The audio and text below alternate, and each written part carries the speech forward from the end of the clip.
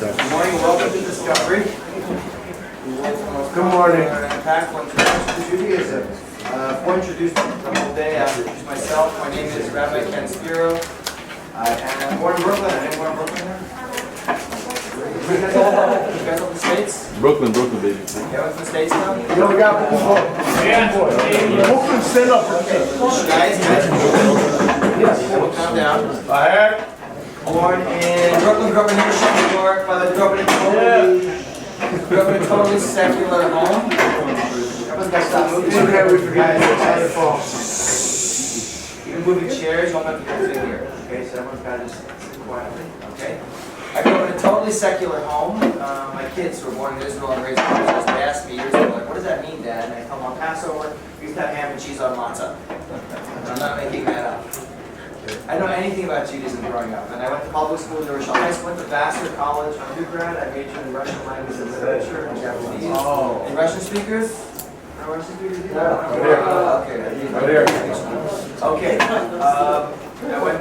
When I finished with college, I wanted to get into studying languages. I wanted to do international business, so I got into NYU to go to grad school. I deferred for a year because I wanted to take some time off and get fluent in one of the languages I was studying. And you can learn a language for years in a classroom, but if you want to speak it, you got to do what? You got to live there. You want to learn Spanish, you got to live in Florida. My plan was to go half a year as a graduate student to the University of Moscow, Russia, and then go to Israel to go to kibbutz to pick grade for 3 months with Danish volunteers, work on my son's and go to grad school. When I went off to Russia, before you guys were born, it was the bad old days of communism, the Soviet Union, when it was illegal for a Jew to even own a book in Hebrew. You get arrested, beaten up, and possibly even killed for trying to be Jewish. And I ended up basically never going to class and spending 6 months with hundreds of 20-something-year-old Russian Jews who were risking their lives to be a little bit Jewish. I was so blown away, I said, there's got to be more to Judaism. Maybe I'll do something a little more meaningful and pick grade for some kibbutz. I'm going to go learn about my heritage, so I checked into Eishan Torah, way before they had this nice building. I planned to stay 3 months. I stayed a little longer. I now add 8 months and 31 years.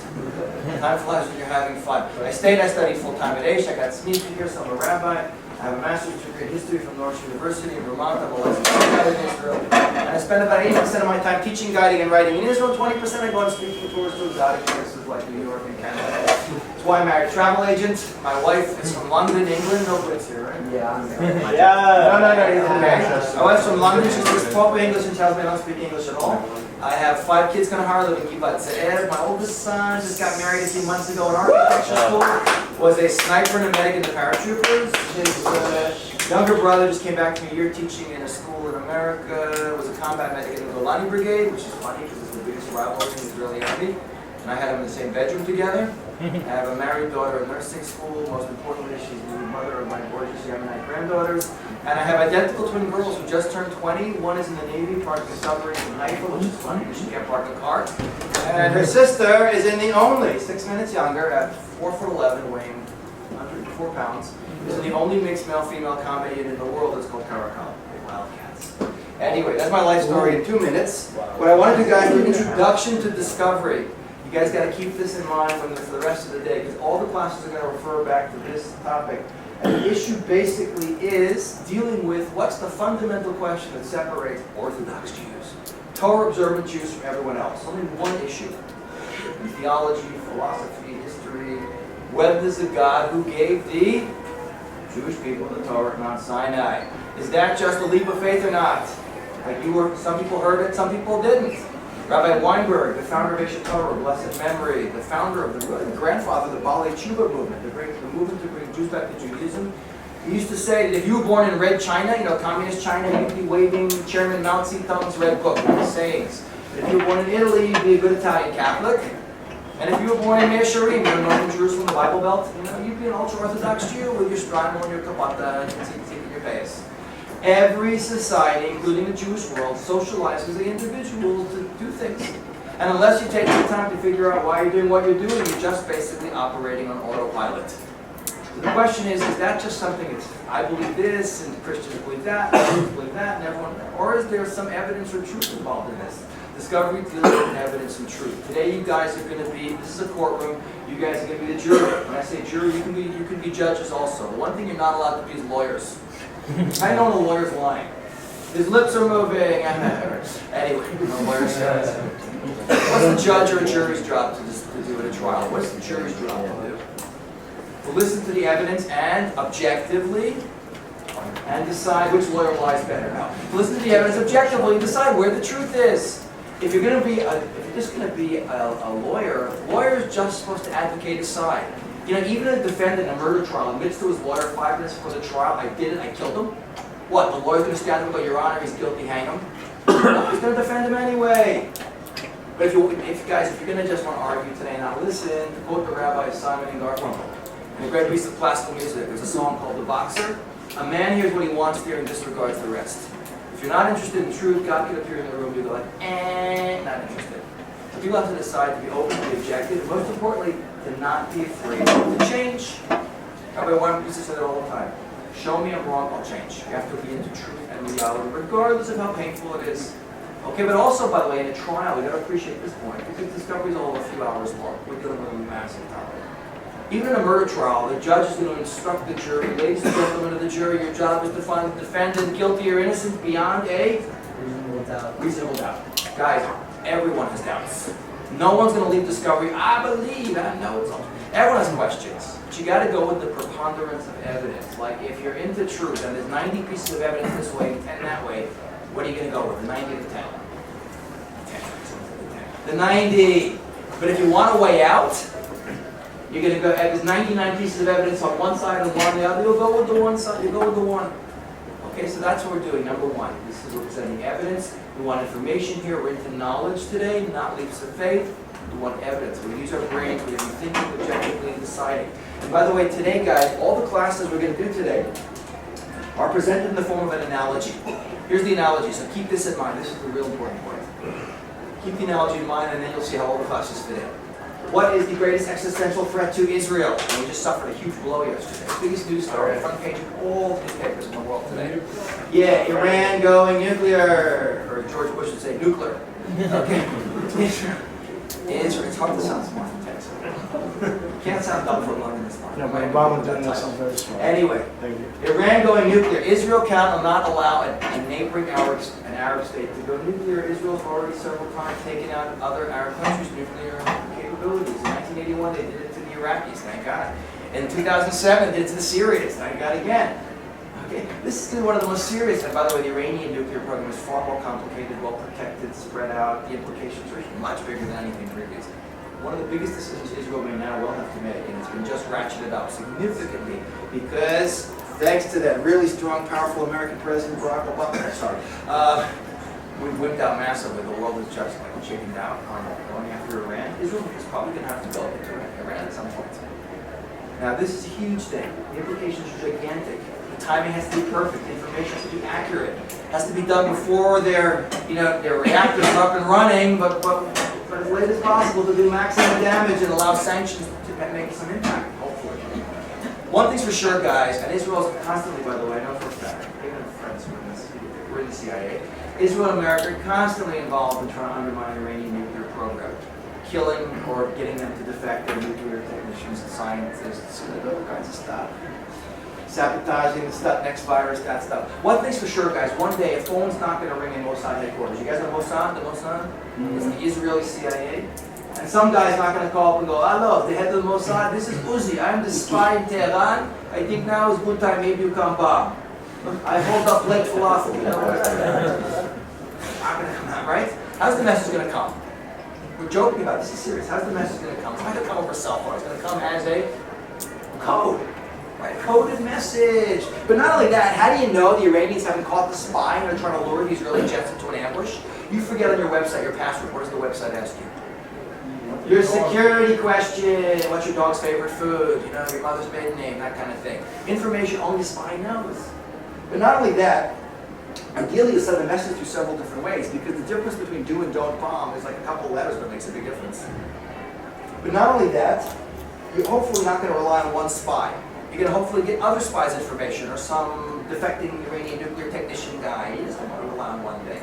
And hopefully the best of all possible scenarios is the spy somehow is in a position to impact the situation on the ground. Imagine he calls you and tells you, 3 weeks from now, for 2 hours, the anti-aircraft batteries are going to be down for calibration, or better yet, we can get some guys who can blow up something like the radar systems, you can fly in unimpeded, you have an hour window, something like that. Let me ask you guys, if your spy calls, use codes, you got ID info, the transmission, the outside verification, the control as we call it, all those different factors.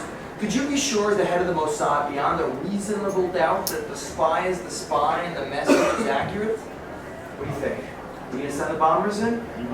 Absolutely. By the way, we showed 25 years ago, we showed this to the Mossad. They laughed in our face. Not because it was stupid. They said it was so over the top level of verification you never get. They told us if we had codes, ID info, and a little outside verification, that would be more than enough for them to believe the spy message is accurate and send the bombers. They said to us, it's a great line, if you had all 5 of these categories, codes, outside verification, ID info, transmission, control, all of these, you could be more sure that the spy's message was accurate than your mother's, your biological mother. So guys, today in Discovery, we're not dealing with spies and nuclear reactors, we're dealing with Torah and verifying this whole idea of God giving Torah from Mount Sinai. In our case today, who's the spy? Who's our spy? Jewish history. Who's the transmitter of the Torah to us? Moses. And what's the message? It's not about nuclear reactors, it's the Word of God, the Torah.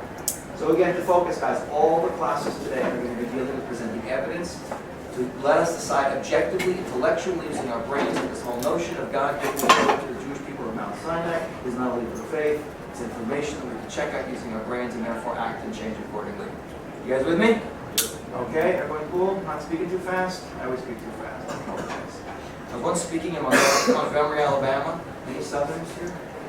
I love the South. It's great, but it's like so slow. It's too hot to do anything fast. The whole state sounds like Forrest Gump. It's unbelievable.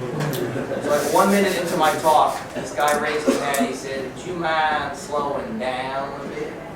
So I love accents, so I said, "Okay." He didn't like that at all. And he said, "Just because we talk slow doesn't mean we're stupid."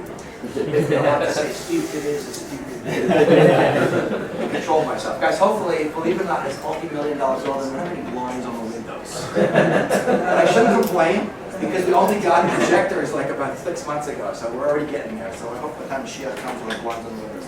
So that way, I turn the lights down. Hopefully you can see we've got 2 screens here. This is the new version of 7 Wonders of Jewish History, which is a Prezi presentation. You guys know Prezi? Yeah, of course. It's like PowerPoint only moves more, so you guys who are all ADD don't get bored as quickly. So the only problem is it tends to be kind of quirky, so hopefully it will work today, we'll see. But the first class we're going to do, guys, is, hope it works, let's get to get it down to it, functioning smoothly, is the 7 Wonders of Jewish History. This is the first class of the day, so I'm going right into the first part. Where does this fit into? In the analogy I just gave you, this is outside verification. Information outside the spy's message, which is going to confirm the spy's message to be true. And I always like to begin this class with the story of a conversation that took place in the 17th century between, there they are, good, even that works, so far so good, between Blaise Pascal, you guys heard of Pascal, the famous mathematician? Yeah. And Louis XIV, the King of France who built Versailles. This is the age of enlightenment, the age of reason. So Louis XIV asks Pascal, please show me proof of the supernatural. What an interesting question to be asked. Can you imagine someone asked you that? What would you answer? And he's, the answers to Jewish people. What's so supernatural about us? We invented bagels? If you read what Pascal writes in his essay, Pensies, the fact that the Jewish people had survived until the 17th century is totally supernatural. Imagine what he'd say to see us sitting here today. And what Pascal was pointing out is what we're going to point out in this class. Jewish history is comprised of a series of trends and events. Each and every one of them is, let's see what happens now. There it is, unusual. Meaning only happened to the Jewish people and maybe a few other people, or totally unique. Only happened to the Jewish people in history. We picked 7 for this class, guys. There are a lot more than 7. I can personally do another 20 points. But all of Jewish history is comprised of a series of trends or events that are unusual or unique. So unusual and unique generally means pretty unpredictable and weird because it's so strange. That by itself is a great class. Like Ripley's Believe It or Not Jewish History class. Look at how strange it is. You guys know Ripley's Believe It or Not, right? But what makes this class really cool, and what makes it outside verification, is unusual and unique as Jewish history is, and therefore as seemingly unpredictable as it should be, because it's so weird, it is all in fact predicted. And weird and predicted don't go together. Right? Predicted, like here's a normal good prediction. The sun will rise tomorrow. I'll give you a better prediction. Somewhere in the Middle East, somewhere in the next 20 years, there's going to be a war. Where in the Middle East is there not a war? Okay? That's easy stuff. We're going to see Jewish history is the exact opposite, but it combines together to make a history unlike anyone else's. Guys, no one has a history like the Jewish people, and the fact that it's predicted, and where is it predicted? Where is Jewish history predicted? In the Torah. In the Torah, in the Bible, there are hundreds and hundreds of what are called Mevuot prophecies, and we now live in 3,000, over 3,300 years after the book was given. It's everything is predicted, no matter how weird it is, either has come true or is in the process of coming true. So the weirdness combined with predicted that makes it the 7 wonders. How do we do the class, guys? It's like this. Each of the 7 wonders. First of all, you'll see the icon that shows what it is, this unique phenomenon. Then we're going to look at a couple of quotes from the Torah, not all of them, because look at all of them, we'll be here for just days by ourselves. The quotes of some prophecies. We'll look at a couple of predictions from each of them. Then we're going to analyze, are these things in fact unusual or unique, and do they fit together? Trust me guys, a mere 45 minutes from now, you will have a much better idea why Blaise Pascal does System Louis XIV. If you want to see supernatural, look at the Jewish people. You guys with me? All clear? So let's go back, let's begin at the beginning with the first of our 7 wonders. What do you think of this Prezi stuff? You like it? Tell me what you think. There's not a lot of effort in this thing. Okay. First of the 7 wonders is eternal nation. One of the earliest predictions in the Hebrew Bible, beginning all the way in the book of Genesis, is that there will always be a Jewish people. Where is it predicted? A lot of places. But at the beginning of the Bible, it says, if we jump into Genesis 17:7, and I will establish my covenant between me and you. This is God speaking to Abraham, the proto-Jew, the grandfather of all of us. You and your descendants after you throughout their generations, an eternal covenant to be the God and the God of your descendants after you. So God says to Abraham, there's always going to be a Jewish people. And we're also promised no matter what we do, we'll always survive. As it says in Leviticus 26:44, thus even while they're in the land of their enemies, I will not reject or obliterate them, lest I break my covenant with them by destroying them, for I am the Lord their God. I will remember them because of the covenant I made with their original ancestors whom I brought out of the land of Egypt in the sight of the nations so that I might be their God. For better or for worse, there's always going to be a Jewish people. That's the prediction, number 1. Guys, what's the best proof of this point? Yeah, us. We're sitting in this room. Very few Jews appreciate that we are a nation. Do you guys get that point, by the way? What is being Jewish? Are we a religion, a people, someone who eats bagels, lox, and cream cheese on Sunday? You know, like what are we? Culture? I mean, what are we? One thing is for sure, guys, that we're not a race. Because you get Jews in every size, shape, and color. You figure that out when you come to Israel. You can't tell a taxi driver he's Arab, he's Jewish. You know, you can tell, by the way, just ask the taxi driver to say, please pass the Palestinian pizza. Arabs, you know, Palestinians can't say Palestine. Palestine. Please pass the Palestinian pizza, he's probably an Arab. But seriously, what are we, guys? A religion, a race, a people? What are we? We're a nation, we have culture, but different culture, you know? Sorry?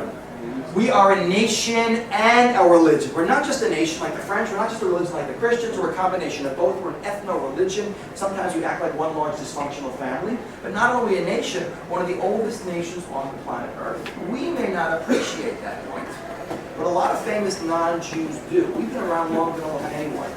Reminds me of that joke between a Chinese guy, like a Jewish guy goes to China, and the Chinese guy's trying to impress him with how old Chinese civilization is. Somebody's like, Chinese civilization, 3,000 years old, 3,000 years old. And the Jewish guy says, yeah, Jewish civilization, 4,000 years old. And the Chinese guy says, that's impossible. Where do you people eat for the first 1,000 years? Because we love Asian cooking, you know. Okay. Sushi is now more important than China.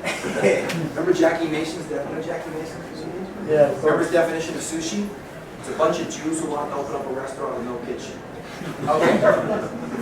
Guys, we may not appreciate how amazing it is we've been around, but a lot of famous non-Jews do.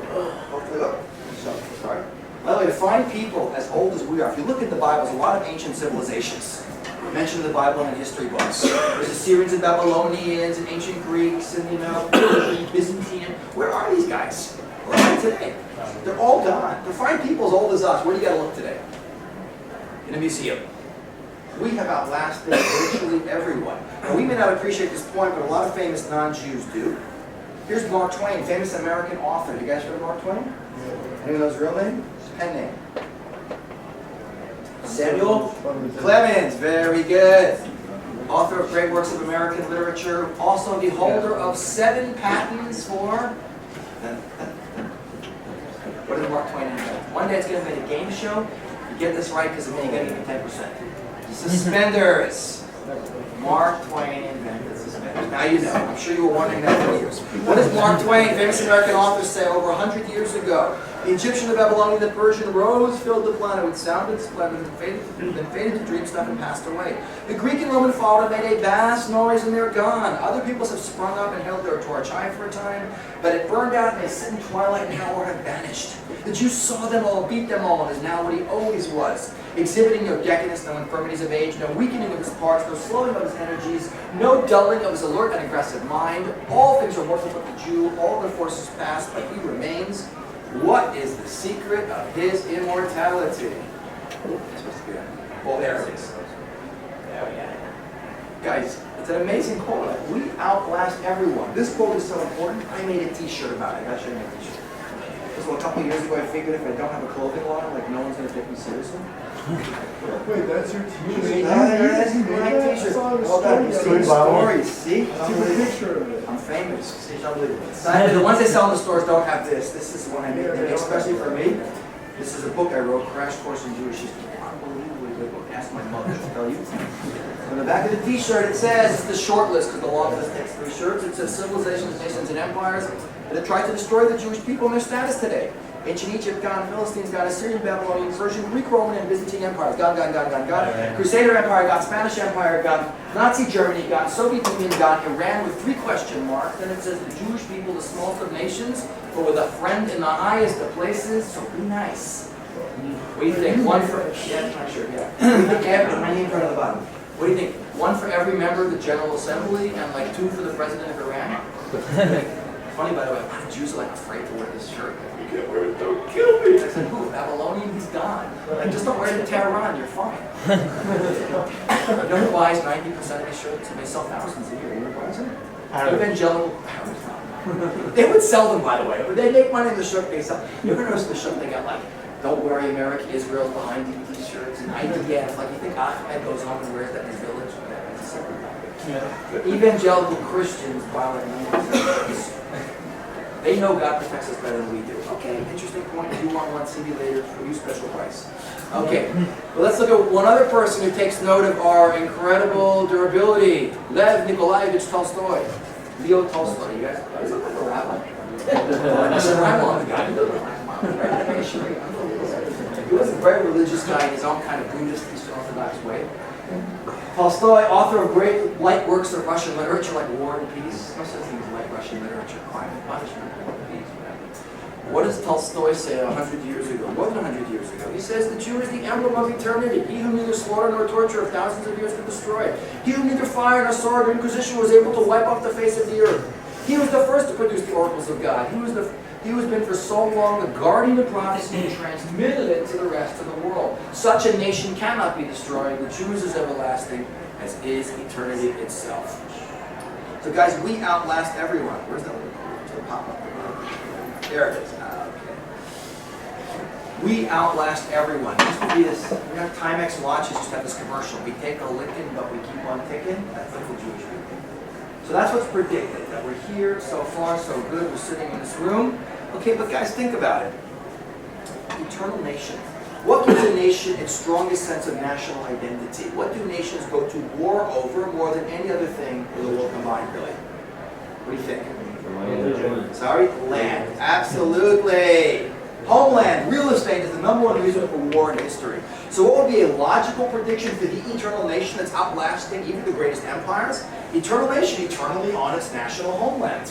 That would be a normal, logical prediction that would support the notion of us continuing to survive. What in fact is predicted, guys, is the exact opposite. What's predicted is exile and dispersion. Now before we even look at the reality of Jewish history, just think on a hypothetical, theoretical level. Take a people, any people, throw them out of their land, not just throw them out of their land, but scatter them around the world. A few here, a few there, what's going to happen? That's a guaranteed recipe for assimilation. Exactly. So you see that idea number 2 totally contradicts the first idea. But not only that, exile and dispersion is, exile by the way is fairly unusual. It's not unique. In the modern world, people don't exile people much anymore. It's pretty much almost unheard of. The Russians tried with the Chechens in the early 20s, didn't work so well. But in the ancient world, like the Assyrians did this, to pacify people, they would rebel, they would move you around. Assyrians did it, Babylonians did it. It's still pretty rare. Of the few people in the ancient world, by the way, all that list of nations and empires that we saw, most of those people stayed in their own country, and other countries came in and empires lived in on top of them. And what happened eventually? Just moved into their territory. And eventually this disappeared into the new dominant power that lives in their land. So the few people, the very few nations that were exiled in human history, none survived except for us to be exiled again. We are the only people, this aspect makes us unique, we're the only nation to be exiled, come back, be exiled, dispersed, come back again. Okay, so it's a unique phenomenon in human history and one that contradicts the first idea completely. Let's see where it's predicted. Okay, jump back into Leviticus 26:33. And it says there, "And you I will scatter amongst the nations at the point of my drawn sword, leaving your country desolate and your cities in ruins." Nice cheerful prophecy. Or jump down to Leviticus 4:26. "I appoint heaven and earth as witness to you today that they will be cut off quickly from the land you are crossing the Jordan to acquire. You shall not remain there long, for you shall be wiped out. God will then scatter you among the peoples, and you shall be left few in number among the nations where God will lead you." So guys, we have an exile and dispersion. So let's see how well you know your Jewish history. About 2,500 years ago, what happened? Who invaded the land of Israel and exiled us the first time? Right, the Babylonians. First they occupied our land, we rebelled. They will just 2,500 years ago destroy the temple, and we go, a la Jeremiah the prophet's prediction, for 70 years we go to Babylon. And then we come back, and we have a second temple period of 420 years. Where first the Greeks come and persecute us, that's coming up at the end of this week. Turnica. You guys know about Hanukkah, Thanksgiving, first night, next time will be 79,000 years. None of us will be around to see it next time, so don't keep your turkey in the freezer. So then the Greeks come and persecute us, that's Hanukkah. Then the Romans come and persecute us much, much more. They destroy the second temple in the year 70.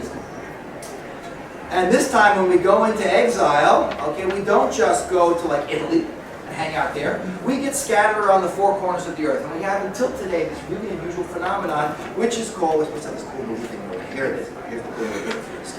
Didn't even work. Okay. Let me show you the cool movie. Here we go.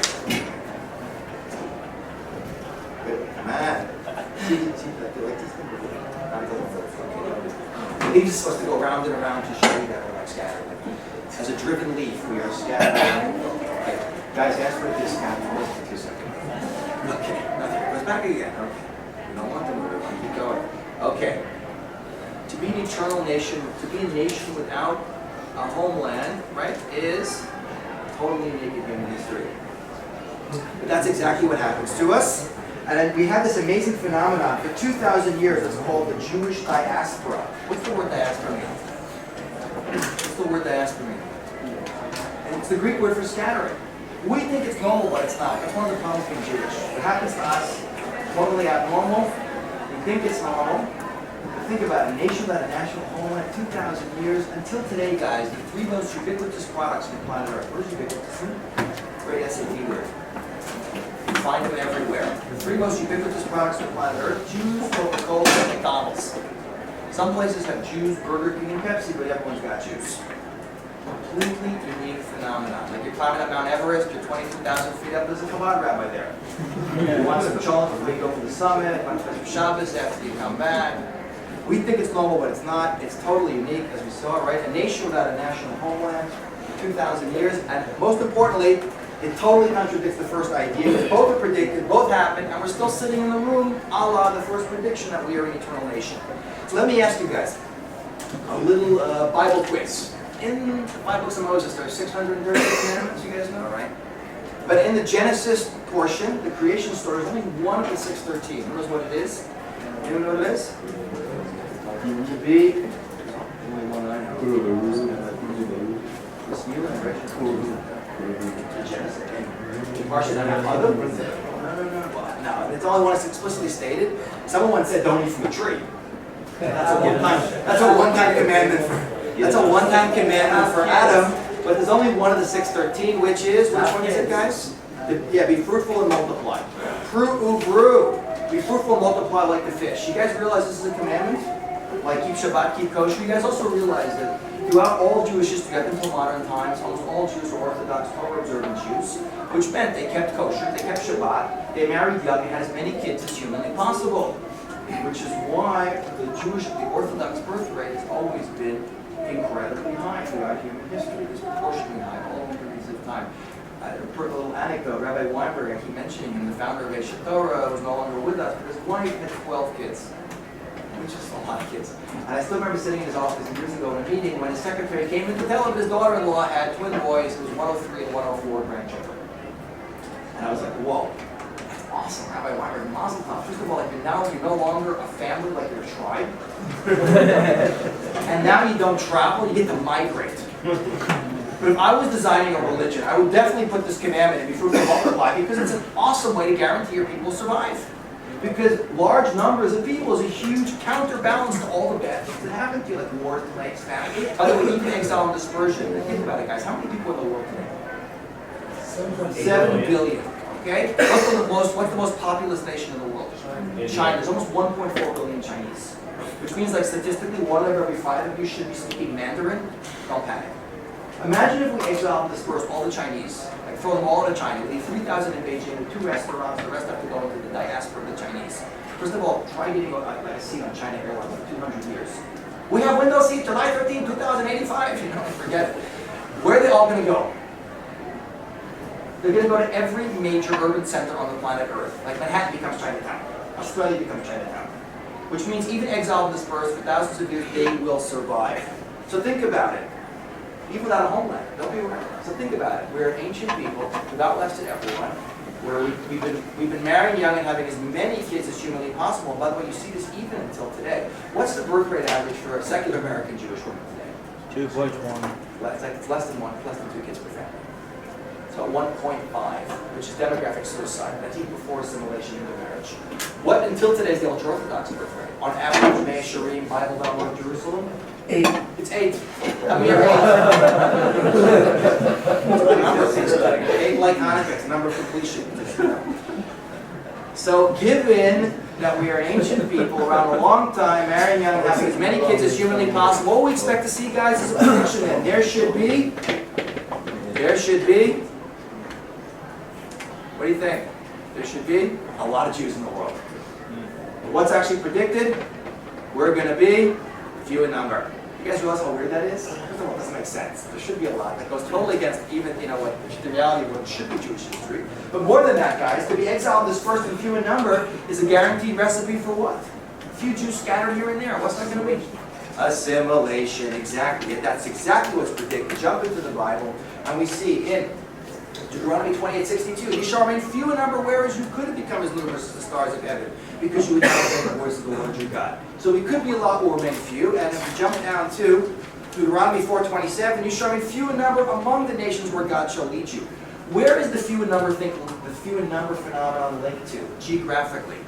What does it say in the quote? It's right there. We remain few in number where? Where? In diaspora, outside the land of Israel. Why am I saying that? Keep that in mind. At the end of the class, I'll show you something really awesome about Jewish demographics in the land of Israel versus in the diaspora.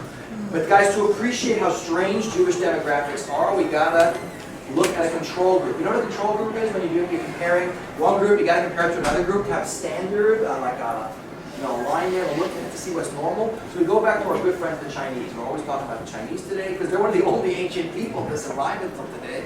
And lucky for us, they happen to be not only one of the only ancient people to survive. By the way, if you look at this part of the world, all made except for us. Asia, not older. But they're also one of the only people to do a census. 2,200 years ago, the Chinese did a census during the Han Dynasty, and there were 30 million Chinese in China. Like today, that's a square mile of Beijing. Big deal. 30 million Chinese is a lot of people in the ancient world. Think about it, guys. There's like 6,000 years of human civilization, 7 billion people in the world. You might think that about every millennia, every 1,000 years, that the world's population grew by 1 billion people. That's what you might think. But what's the reality? When do you think the world's population hit 1 billion? 7 billion today. When do you think we hit 1 billion? 2000. Sorry? Less than 200 years ago, in the middle of the 19th century, or 1850. Think about that, guys. It took about 5,900 years to get to 1 billion. In the last 160 or 70 years or so, the world's population has gone from 1 to 7 billion. Don't panic. It's not going to keep going. We'll run out of room. Everyone's panicking. It's going to max out in the middle of this century at 11 billion people, then crash and burn because no one's having kids anymore, especially Europeans and Chinese. The Chinese are thinking of finally ending their incredibly dramatic birth control. They get one kid per family because they know they're going to have massive problems with no children in a few years. Okay, by the way, lest you think there's no room, anyone from Texas here? No, Texas? You want to hear a great useless statistic? You can stick every single human being standing on the ground in Texas, and they all get over 1,100 square feet of space. How's that for completely fascinating, useless piece of information? Everyone on Earth.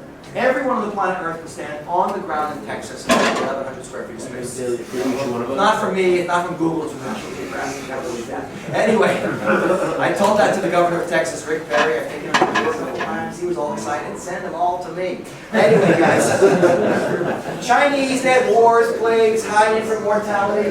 Their population goes right up to almost 1,400,000,000 people. Jews. Now, Jews in the world, going back, guys, going back about 2,000 years ago, it's estimated that there were about 5 to 7 million Jews in the Roman Empire. That's huge, by the way. The Roman Empire only had 50 to 55 million people in it. Jews were like 10 to 15, in some places 20% of the Roman Empire. 5 to 7 million Jews 2,000 years ago, another million Jews living in the Persian Empire, 6 to 8 million Jews 2,000 years ago. How many Jews do you think should be in the world? You can look on the graph. What do you think? The median number is something like 400 million. You know, I fly on airplanes all the time on speaking tours. I'm like hyper social. I got like 4,000 Facebook friends. I actually only know 6 of them. I'm also starting a 50+ social networking site called Facelift. And I'm launching Instagram files. Anyway, Anyway, I love asking non-Jews on airplanes, because I'm such an extrovert, like, how many Jews do you think are in the world? They usually give me numbers 10 to 100 times higher than there really are.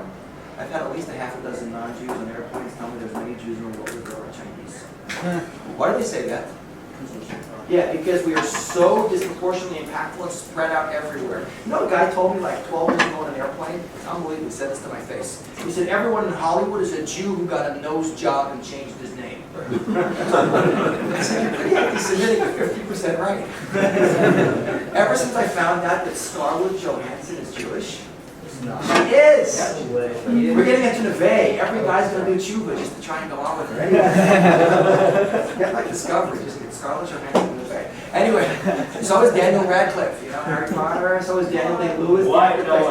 Yes, he's from Westcliff outside London. Yes.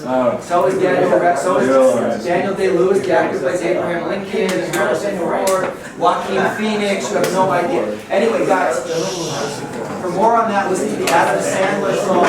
Guys, not our topic. Not our topic, if that's anyone. But how many Jews are really in the world? Forget the 400 million. 12 million. 12.5 to 13 million. That's ridiculous. You realize, by the way, guys, post-Holocaust, there were 11 million Jews in the world. It's an amazing statistic. I have a pen for the word. But post-Holocaust, there were 11 million Jews in the world. The world's population since the Holocaust has gone up 270%, which is 2.7 times. That's the world's population. If the Jewish population had just doubled since the end of the Holocaust, what's 11 million times 2? Even I can do that. 22 million. How many Jews are in the world today? 12.5, 13 million? You guys think there's 1.5 million more Jews in the world than in the world at the end of the Holocaust? That means more than half again as many Jews have disappeared since the Holocaust. Statistically, Hitler killed in the Holocaust. And there hasn't been a Holocaust since the Holocaust. So where do all these Jews go? It's a statistic. Where'd they go? You realize that assimilation and low birth rates have done far more damage to the Jewish people in modern history than the greatest anti-Semites like Hitler and Yamach. The fact that any of us live here is supernatural, guys. But instead of being the third largest ethnic group on the planet Earth, which is what we should be, there should be China, India, and then Jews. We are 0.2% of the world's population, skipping the line of extinction. So that is really weird demographics. You know, demographics study of population. And together with exile and dispersion, and if you remember this, is like bizarre as can be. There's no way a nation would survive this. So what else can we throw into our predictions that would make Jewish survival absolutely impossible? Now, I asked this years ago, and a girl yelled out in the class, after school Hebrew school classes. And you guys have to go through that? I suffered with that. The most destructive experience ever thought of in the Jewish world is 3 bar-mitzvah spent after school Hebrew school classes. You want to be playing outside, and you're being tortured by burned-out old teachers trying to subsidize their income by torturing 12-year-olds who have to study for their bar mitzvah. You figure out pretty fast that no one was ever rejected from Harvard because they failed Hebrew school. Anyway, that's not, after school Hebrew school is not predicted in the Bible. What is predicted is, however, what is predicted is anti-Semitism. The word doesn't appear in the Bible, but the phenomenon is very clearly talked about, and we're going to see anti-Semitism like everything else in Jewish history is totally unique. We're going to see it's the longest, most irrational, deep, intense hatred on the planet Earth. So guys, look what's been predicted. The eternal nation, the nation's going to outlast even the greatest empires. They're going to be few in number, exiled from the spot, hated by everyone, everywhere, and longer than anyone else, yet survive. Come on, guys, that's like 3 strikes and you're out. Everyone know the baseball analogy? How many Brits do we have? For me, you guys don't get baseball. First of all, ask the British guys to explain cricket to you. Like cricket for me is like, this guy runs back and forth, and everyone else drinks beer for 5 days. My first time, my British wife was watching American sportscaster. She's like watching this football game. She's like, I don't understand. This refrigerator-sized black man is bashing into that one.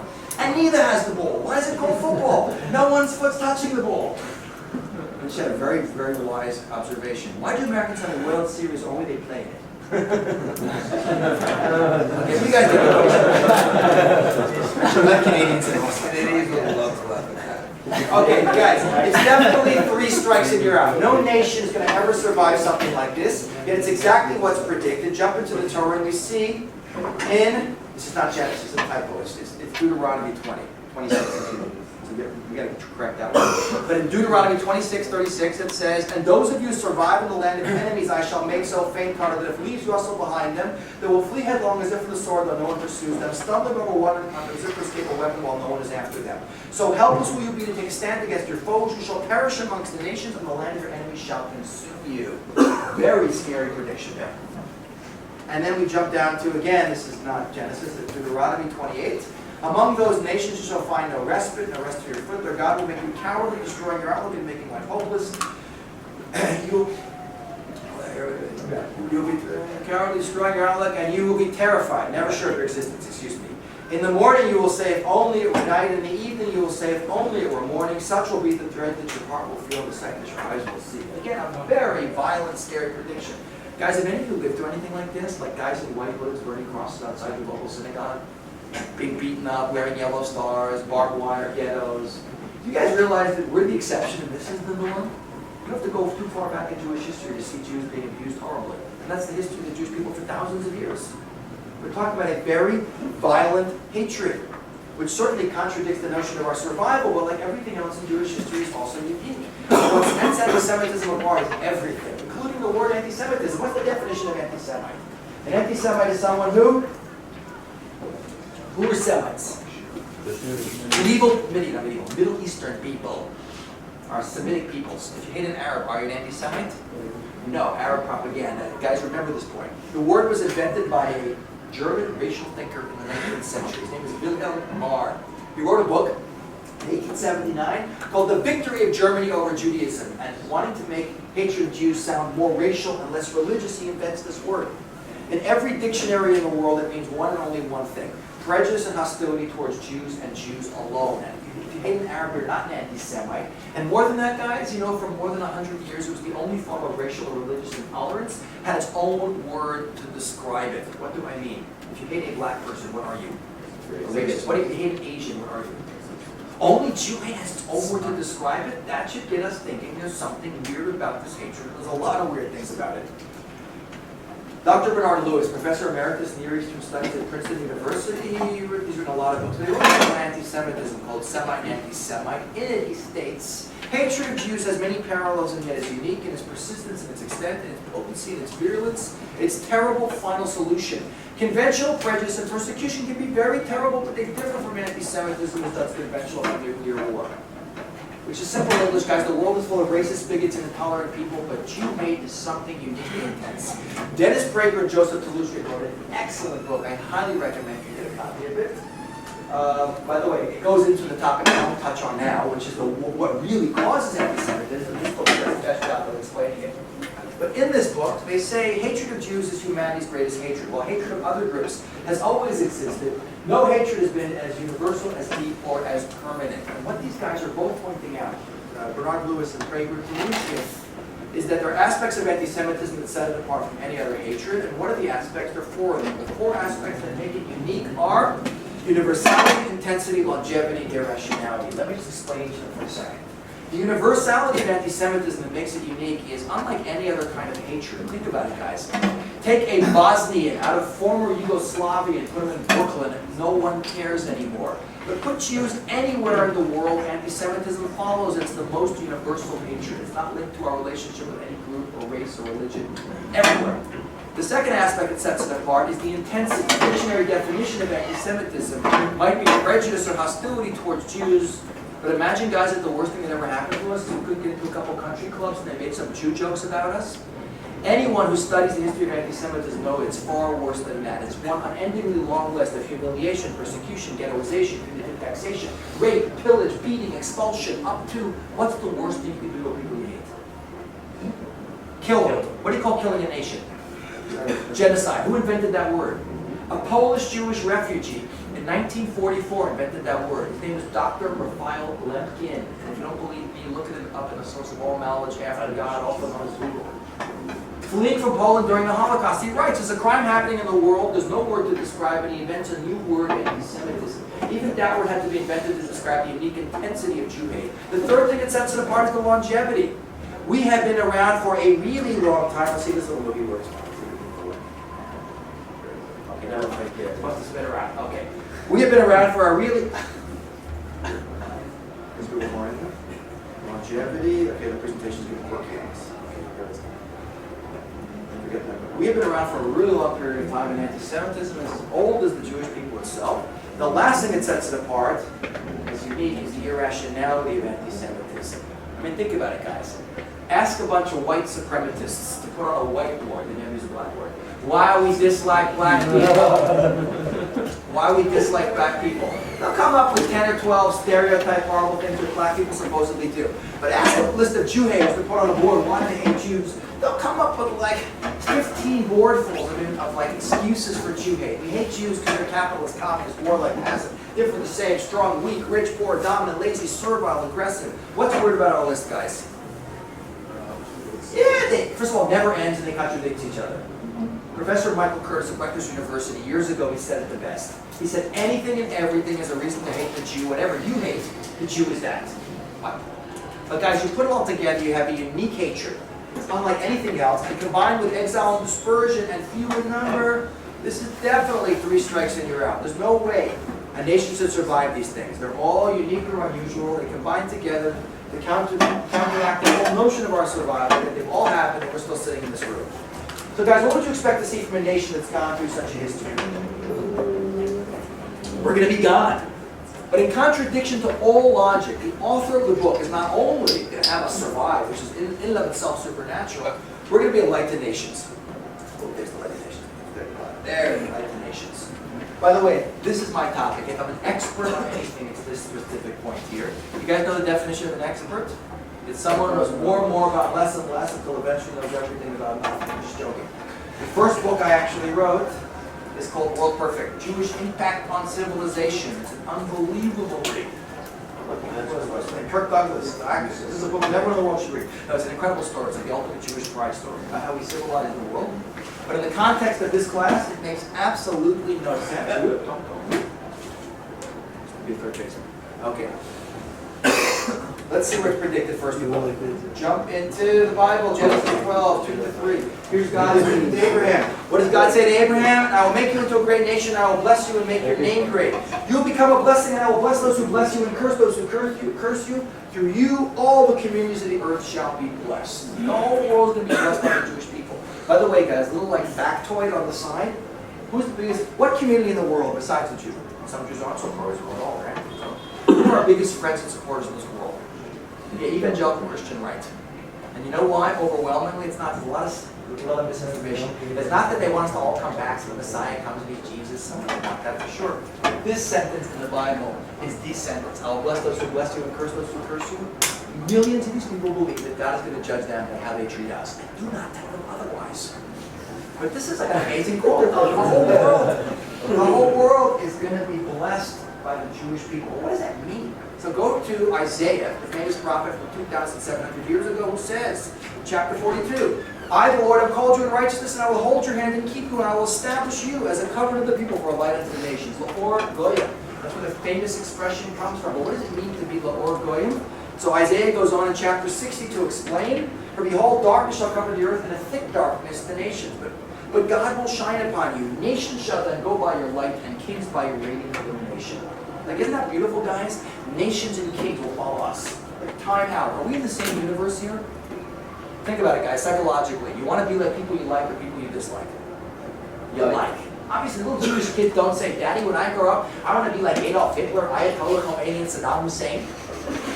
What's the image of us in the collective consciousness of the non-Jewish world throughout history? Do you have a positive image or a negative image of us?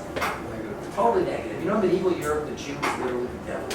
Okay, but there have been people who haven't been popular, but have had a huge impact. For instance, like Greece and Rome. You heard of those guys? How did they do it? What's the most famous military dispatch in all of human history? It's Julius Caesar, that guy, remember the Shakespeare play? Writing from what is today Eastern Europe, going back about 2,070 years ago. Veni, Vidi, Vici, which in Latin is actually Weni, Witty, Wiki, to pronounce it properly. We have a musical accompaniment now for this part. Weni, Witty, Wiki, you know what it means? Very good. I came, I saw, I conquered. Remember the motto of the Roman Empire? Travel to exotic places, meet interesting people, and kill them. No. They conquered people, built empire, and stuffed their values, their laws, their roads, their dress, their taxes down their throats. Guys, that worked for Greece and Rome, but it doesn't work for us, the Jewish people. I mean, we're few in number, exiled and dispersed. Jewish empire? The only empire in Jewish history has been Hollywood. Total invention of the Jews, and absolutely not a source of Jewish values. So guys, given the fact that everyone hates our guts and we're in no position to force anyone to accept anything we believe in, how in the world are we going to be a light to anyone?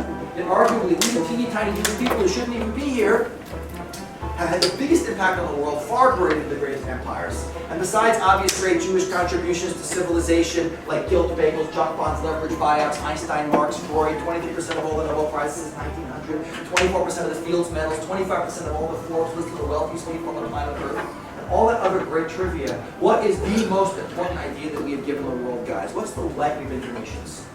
How do I have tomorrow, lady? On Facebook. That's up there. One God, brought to you by the Jewish people. One God and one standard of absolute morality, guys. There's no question in the realm of spirituality and morality. This is the most impactful, transformative idea in all of human history. It is arguably the most impactful idea, period. It's an idea which we today can see civilize the world and has changed the world. It's an idea which thousands of years ago no one could comprehend. Trust me, guys, I could talk about this for over an hour, no problem. We do not have time. I just want to show you at least one person of the many that I found who appreciates how impactful and what a life the Jewish people live into the world. Here he is, John Adams, second President of the United States and signer of the Declaration of Independence. He says, I will insist the Hebrews have done more to civilize men than any other nation. If I were an atheist and believed in blind eternal fate, I should still believe that fate had ordained the Jews to be the most essential instrument for civilizing the nations.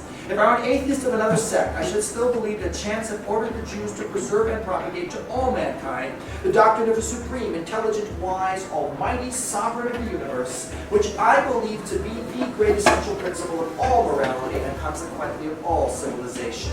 They are the most glorious nation that ever inhabited this earth. The Romans and their empire were in a bubble. They were nothing in comparison to the Jews. They have given religion to 3/4 of the globe and have influenced the affairs of mankind more and more happily than any other nation, ancient or modern. And if you were running for president today, I would definitely vote for him. And he's just one of many. When I was writing my book, I came across dozens of presidents, prime ministers, philosophers, historians, thinkers, guys, they all say the same thing. The Jewish people civilized the world. So from where you least expect it, we see the greatest impact in human history. I think number 6, guys, is really weird. It's a little bit different than anything else we've looked at, but it's really strange. It's called the interdependency of the Jewish people in the land of Israel. I'll explain what that means in just a second, but it means that, simply put, there's a unique connection that we, the Jewish people, have with our homeland, the land of Israel. But to appreciate how weird this point is, we have to first appreciate a little bit of geography, which I know is not American strong point. You know, Ambrose Bierce, who wrote during the American Civil War, he has a great line. He said, war is God's way of teaching Americans geography. If you can imagine, it works. I have students who can find every city in Iraq on a map, but they can't find Mexico. Anyway, you can barely find New Jersey anyway. Hey.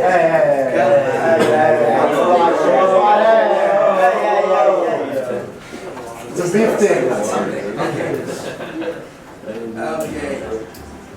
Okay, here's your trivia question, guys. Where is Belize? South America. Close. Central America, south of Mexico. It's not bad. You just didn't think it was like in Canada or Europe. Okay, now you go look at that, find Belize. That's your homework assignment. Okay, guys, but don't let us, guys, focus back on our map. We gave you a map. You have to imagine. Look where Israel is. Israel is in the very eastern Mediterranean. Extremely strategic piece of real estate, by the way. First of all, being on the Mediterranean, very important, because that's what everyone trades and navigates in the ancient world. But not only that, Israel is a land bridge. What's a land bridge? Like it says, a land bridge. A piece of land that connects two continents. Which two continents? Asia and Africa. If you want to walk from, like, Turkey to North Africa, or from Russia to, you got to walk to the land of Israel. Don't try it, but that's what you got to do. It's strategically extremely important. All the major trade routes in the ancient world are running through the land of Israel. But not only that, the land of Israel is described in the Bible as being an incredibly lush, green piece of real estate. The famous Eretz Zavat Chalab Davash, the land flowing with milk and honey. And by the way, you know, the land of Israel thousands of years ago was far greener than it is today. It used to get twice as much rainfall here. We had no rain this winter so far. We used to get twice as much rainfall 2,000 years ago before as we get today. But the land was covered with forests like Vancouver or Seattle, Oregon area, like Pacific Northwest. There were lions and bears running around here until 500 years ago. No tigers. Never mind. Lions and bears, oh my, exactly. Until the Turks hunted them into extinction. Guys, the land of Israel is the most extensively cultivated piece of real estate in the entire Mediterranean basin 2,000 years ago. You guys know Josephus, the great first century Jewish historian? He saw the destruction of the temple, and he gives us the famous Masada suicide story that we all know. Look at what Josephus writes, and he's known to be very accurate in his physical description of places. For the whole area is excellent for crops and pasturing, and rich in trees of every kind, so that by its fertility it invites even the least of the growth on the land. And in fact, every inch of it has been cultivated by the inhabitants, and not a parcel goes to waste. So guys, think about it. You got a piece of real estate which is location, location, location. Geographically the best place. Economics, it's full of incredible cash crops, wheat, barley, oil, and grapes, and dates. You got one awesome piece of real estate. Okay, so what are you as Caesar, Alexander, Pharaoh going to do as you're building your empire and marching around the Mediterranean with your army? You're going to come to the land of Israel, conquer it. What's going to happen to us? We're the native, we're the indigenous population. What's going to happen to the Jews? Wiped out, assimilated, exiled. Guys, we should have been sitting at the bottom of a layer cake of civilizations. One moved on top of the other. Hell, you know, bye-bye Jews, hello Assyrians, Babylonians, Greeks, you know, Persians, Byzantines, Romans, Ottomans, Ayyubids, Fatimids, you name it. At the top of the ridge, gone. But the author of the Bible says, guys, focus, almost done. The author of the Bible says, you are going to outlast everyone because you have a unique mission to plan the world as a light for nations. And the only place you can actualize your mission for its full potential is in the land of Israel. I told you guys I'm a tour guide. You know how I explain this? I say like we're unique. You know, every country of the world has a different kind of wall outlet, like different size plugs. The one in England is like huge. South Africa. We are unique appliance guys. We only plug into one outlet on the planet Earth that allows us to function at 100% peak efficiency, and that is the land of Israel. And therefore, the author of the book is telling us that there's an interdependence, there's a connection between us and the land. And because we have to accomplish that mission and can only do it here, the land has to be available for us. But if it's the most valuable piece of land in the world, we're going to lose it to others and never get it back. So the author is telling us, this piece of land will react differently for other people than for you Jews. When you guys live on it, it's going to be fantastic. When the other guys come to live on it, it's going to stink and I'm not going to want to stink. You guys ever heard of something so weird?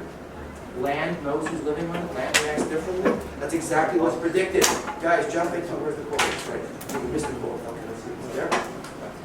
Leviticus 26:32. So devastated will I leave the land. Your enemies who live there will be astonished. Your land will remain desolate and your cities in ruins. When we're gone, that's what happens to the land. Jump down into Ezekiel 33:28. Ezekiel lived 2,700 years ago. And I shall make the land a desolate waste, so that its proud strength will cease. The mountains of Israel shall be desolate, no one will cross them. And guys, that's exactly what we see. What's amazing is, if we make a little graph, one more graph for the day, and see the relationship between Jews living in Israel and how productive and green the land is, there's a really striking connection between the two. Between the 1st and 5th centuries of the Common Era, between 2,000 and 1,500 years ago, the Jewish population of the land of Israel shrinks to almost nothing. By the time you get to the 400s, guys, the Byzantine period, Like 99% of the Jews in the world have left the land of Israel and are living in diaspora. If we put on top of that how green the land looks, we see, boom, it doesn't mean last Jew leaves on last ancient El Al flight, 1,500 years ago, all the potted plants drop dead the next day. But within like a century of us disappearing from the land of Israel, the beautiful land of milk and honey is going to turn into a desert wasteland. This is weird. You never ever heard of such a thing? Land reacts differently to different people living on it. Remember Mark Twain, who invented what? 7 patents for? Suspenders. He visited here over 150 years ago. Look at his description of what the land of Israel looks like. Looks like. And again, it's his travel log. He says, we traverse some miles of desolate country. This is from the book Innocents Abroad. We traverse some miles of desolate country. Soil is rich enough to give given over to weeds. A silent and mournful expanse. A desolation is here that not even imagination can grace with the power of life and action. We reached Tabor safely. That's Mount Tabor. We never saw a human being on the whole route. We pressed on toward the goal of our crusade, renowned Jerusalem. The further we went, the hotter the sun got, and the more rocky, bare, repulsive, and brutal the landscape became. There was hardly a tree or shrub anywhere. Even the olive and cactus, those fast friends of the worthless soil, almost deserted the country. No landscape existed as more tiresome to the eye than that which bound the approaches to Jerusalem. Jerusalem is mournful, dreary and lifeless. I would not desire to live here. It is a hopeless, dreary, heartbroken land. Palestine sits in sackcloth and ashes. Guys, what are sackcloth and ashes a sign of? Mourning. Mourning. Now, Mark Twain is not a religious guy. He's not going to agnostic. But he gets it perfectly, hits the nail on the head. The land is in mourning for the loss of the children, us. Like the land's mommy, we're the kids. When we're home, she's happy and fruitful. When we're gone, she's depressed and barren. Guys, you realize how weird this is? Like, how does the land know who's living on it? You guys also realize it's a huge blessing in disguise. What's a blessing in disguise? Something that looks bad, but is really good. What do I mean? Here's a great example. North America 400 years ago. Who lived in North America 400 years ago before white people came in? Native Americans. How many lived in all North America, U.S., Canada? What do you think? A lot. No, between 750,000 and maybe 1.5 million to 2 million. You know there are like as many people living in Manhattan today as all North America 400 years ago? And these guys were Stone Age. I'm not knocking them. But they had no writing, no industry, no metal. They were hunter-gatherers, nomadic people, most of them. How much damage did they do to the environment? In comes the white people. Slaughters the indigenous population, exiles a few survivors to reservation, cuts down the trees, builds cities, pollutes like crazy. Does America turn into a desert wasteland because the indigenous population is destroyed in exile? No. My British wife says, culturally, absolutely. American culture is an oxymoron. What's an oxymoron? Two words that don't go together. Because like American history, you know, like honest lawyers, military intelligence, French military victories, jumbo shrimp, yeah. I said to my wife, British cooking. Oh. Then I don't get dinner for like a month. Come on, no one ever went to England for the food. Okay, but seriously, America, forget that, guys. America builds the largest economy in human history without even having an empire. Why am I saying it's a blessing in disguise what happened to us? What do you think the chances are in 2013 of a few surviving Native Americans getting a little piece of America back and creating a separate country? What do you think, guys? Yes. What's the statistical probability? 0. Never going to happen.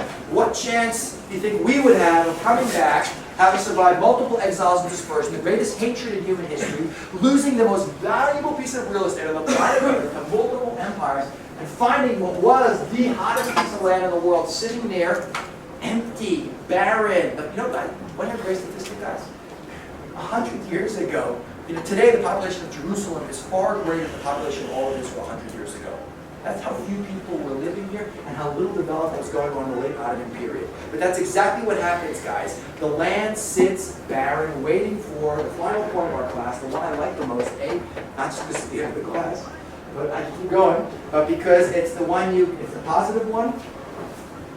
It's the one you can see happening every day in the land of Israel, especially if you hang out at Ben Gurion Airport, which is the return of the Jewish people to their land, which is a unique, singular event in human history. No nation ever survived multiple exiles and dispersion, the most intense hatred in human history, came back thousands of years later, finding their real estate grossly underpopulated, all totally underdeveloped, and reestablished a state. Yet this is one that is predicted over and over again in the Bible as one of the final points in what is the climax of Jewish history as we approach the end. As it says in, where are we? There it is. Deuteronomy 30, and the Lord your God shall return you from your captivity and have compassion upon you. He shall return and gather you from all the nations. And the Lord your God will bring you into the land your fathers inherited. You will acquire, he will make you even more prosperous and numerous than your fathers. Or as it says in, here we are, Jeremiah 31, 6 through 7. For thus says God, shout with joy for Jacob, exalt at the heads of nations, proclaim your praise and say, O God, deliver your people, the remnant of Israel. Behold, I will bring them back from the northern lands and gather them from the ends of the world. And I said, this is the one I love because you see it happening every day if you go to the Ben Gurion Airport, especially on a day when Nefesh B'Nefesh flights land. You guys know Nefesh B'Nefesh? Sure. It's the private organization that the Jewish Agency has given over to basically the Aliyah from Western Europe, North America. You can even come in the summer and one day they bring 3 plane loads full of 747s and new immigrants in one day. They bring them to the old terminal where you have to get off on the tarmac. And people are kissing the runway. Hundreds of Israelis go out to greet them, to wave flags. It is unbelievable.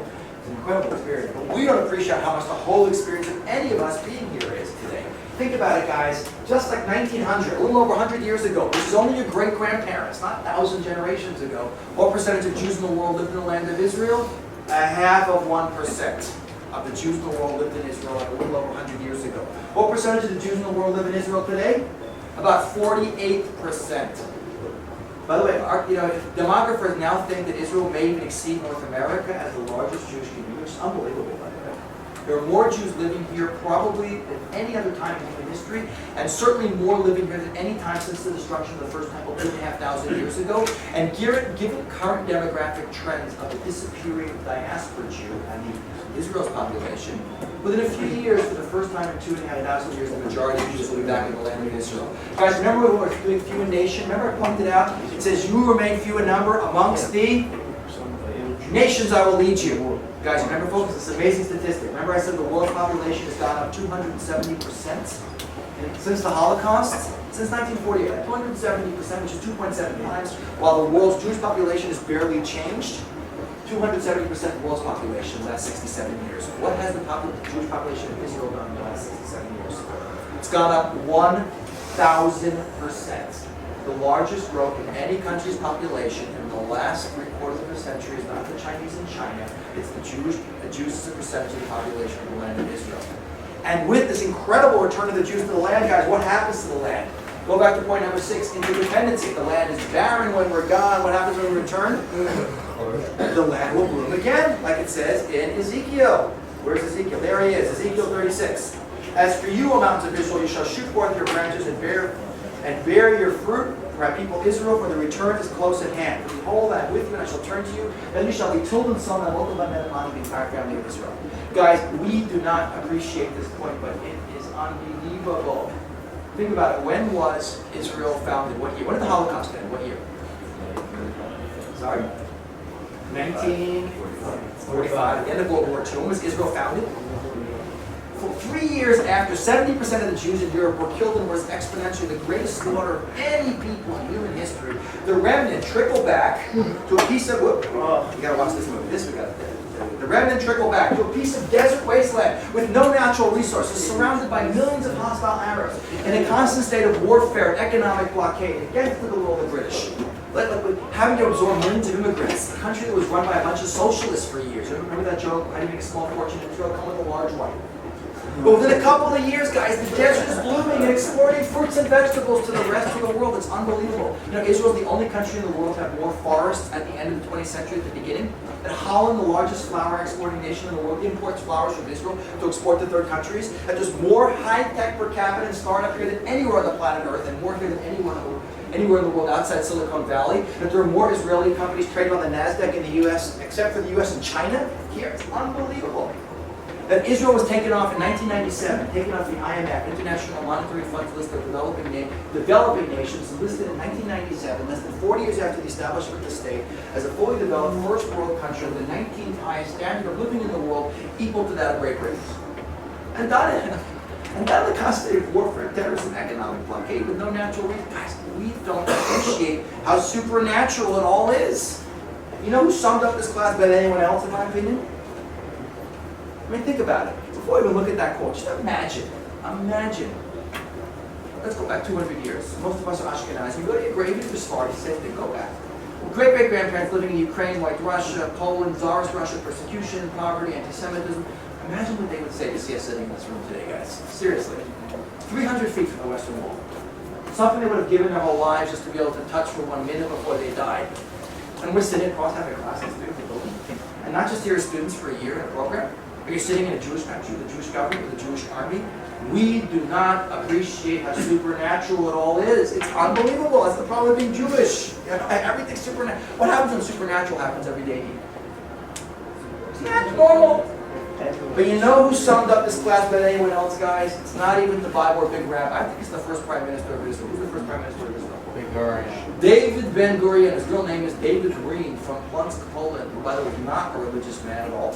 But by the way, he knew his history and his Bible. He knew his Bible better than any rabbi alive today, no question. The guy had like 60,000 books in his personal library. Unbelievable scholar, Ben-Gurion. But he appreciated Jewish history. You know what Ben-Gurion said? It's an amazing quote. A Jew who doesn't believe in miracles is not a realist. An amazing quote for a man having a bad hair day. Guys, how can he say this? Look at Jewish history. It's comprised of a series of trends or events. Each and every one of them is unusual or unique. And remember, I only did 7, I could do another 20. Guys, they combine together to make a history unlike anyone else's.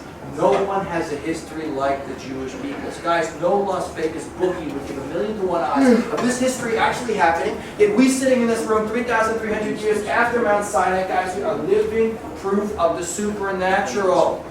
It shows me 2 things. 1, history acts as awesome outside verification for the Bible, like I said in the beginning.